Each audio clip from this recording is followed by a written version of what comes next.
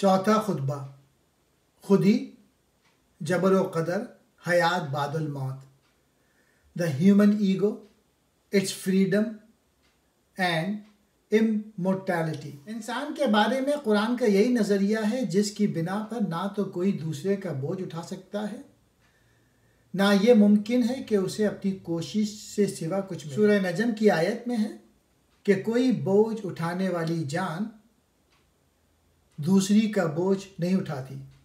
سورۃ النجم میں ہے اور یہ کہ انسان نہ پائے گا مگر اپنی کوشش۔ اس کے بعد علامہ نے انسان کے برگزیدہ ہونے سے متعلق سورہ طٰہٰ کی آیت نقل کی ہے، نیابت الہی کے لیے سورۃ البقرہ کی آیت 30، سورۃ الانعام کی آیت 165 اور آزاد شخصیت کے امی ہونے کے بارے میں سورۃ الاحزاب کی آیت 27 تحریر کی ہے۔ یہ صرف تصوف تھا جس نے کوشش کی کہ عبادات اور ریاضت کے ذریعے واردات باطن کی وحدت تک پہنچے۔ قرآن پاک کے نزدیک یہ واردات علم کا ایک سرچشمہ ہے، اور آپ سے لوگ روح کے متعلق پوچھتے ہیں، آپ فرما دیں روح میرے رب کے حکم سے ایک چیز ہے اور تمہیں علم نہیں ملا مگر تھوڑا۔ ہر آدمی اپنے عمل میں گروی ہے، یعنی اپنے عمل کا نتیجہ ضرور پائے گا۔ وہی اول، وہی آخر، وہی ظاہر، وہی باطن، اور وہی سب کچھ جانتا ہے۔ پھر جب تم نماز پڑھ چکو تو اللہ کی یاد کرو کھڑے اور بیٹھے اور کروٹوں پر لیٹے۔ پھر جب مطمئن ہو جاؤ تو حسب دستور نماز قائم کرو، بے شک نماز مسلمانوں پر وقت باندھا ہوا فرض۔ قرآن پاک میں ایمان کے ساتھ ساتھ ہمیشہ عمل صالح کا ذکر کیا گیا ہے۔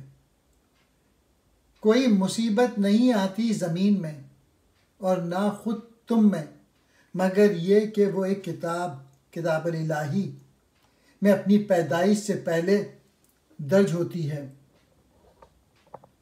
بے شک یہ اللہ کو آسان ہے، اس لیے کہ غم نہ کھاؤ اس پر جو ہاتھ سے جائے، اور خوش نہ ہو اس پر جو تم کو دیا، اور اللہ کو نہیں بھاتا کوئی اترانے والا بڑائی مارنے والا۔ اور کسی کے اختیار میں نہیں کہ وہ اللہ کے حکم کے بغیر مر سکے، یہ لکھا ہوا مقرر ہے۔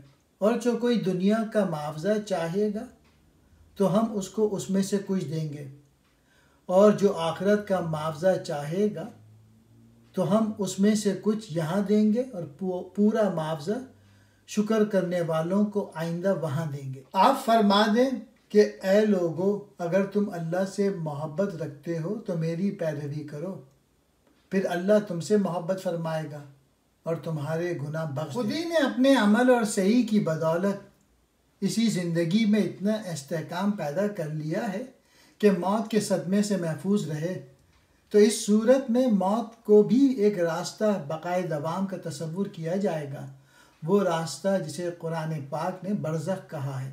پانچواں خطبہ، اسلامی ثقافت کی روح، the spirit of Muslim culture. حضور انور صلی اللہ علیہ وآلہ وسلم کی معراج مبارک کا مقام مذکور ہے جیسا کہ سورۃ النجم میں ہے۔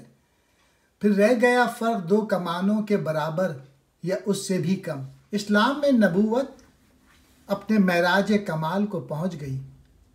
آج میں نے تمہارے لیے تمہارا دین کامل کر دیا اور تم پر نعمت پوری کر دی اور تمہارے لیے اسلام کو دین پسند کیا۔ اسلامی کلمہ لا الہ الا اللہ محمد الرسول اللہ۔ اسلامی کلمہ یہی سکھاتا ہے کہ اللہ کے علاوہ ہر طاقت سے بغاوت اور نفی کی جائے، اور مت پکارو اللہ کے ساتھ کسی اور کو معبود۔ چھٹا خطبہ، the principle of movement in the structure of اسلام۔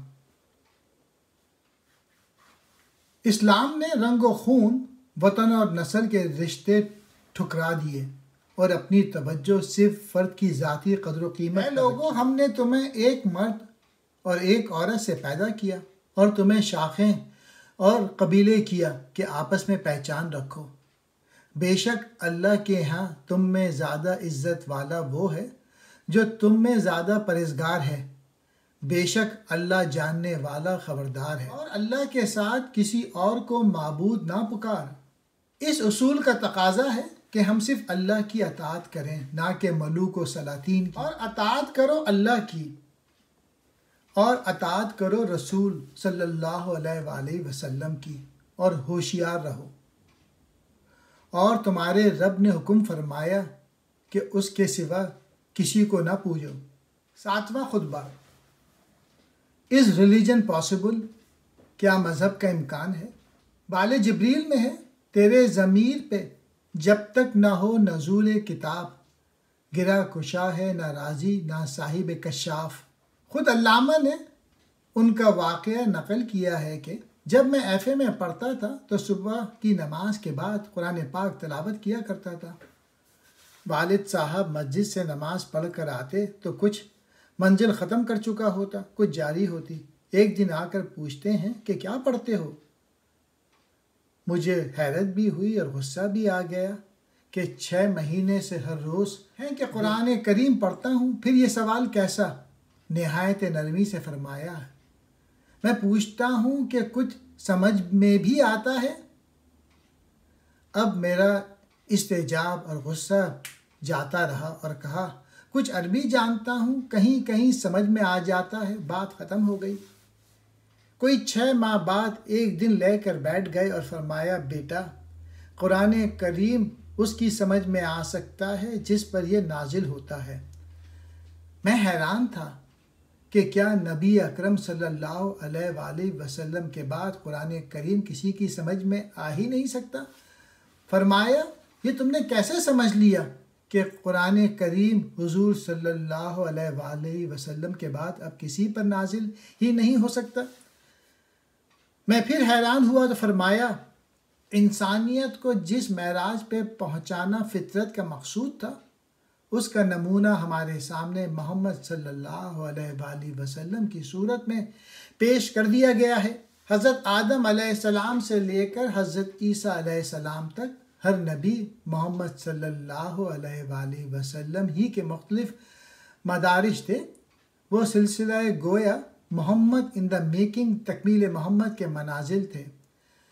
بنیادی اصول ہر جگہ ایک تھا، البتہ شعور انسانی کے ارتقاء کے ساتھ ساتھ فروعات کی تعمیل مکمل ہو جاتی ہے، حتیٰ کہ محمد صلی اللہ علیہ وآلہ وسلم مکمل ہو گیا، باب نبوت بند ہو گیا، انسانیت اپنے معراج کبریٰ تک پہنچ گئی۔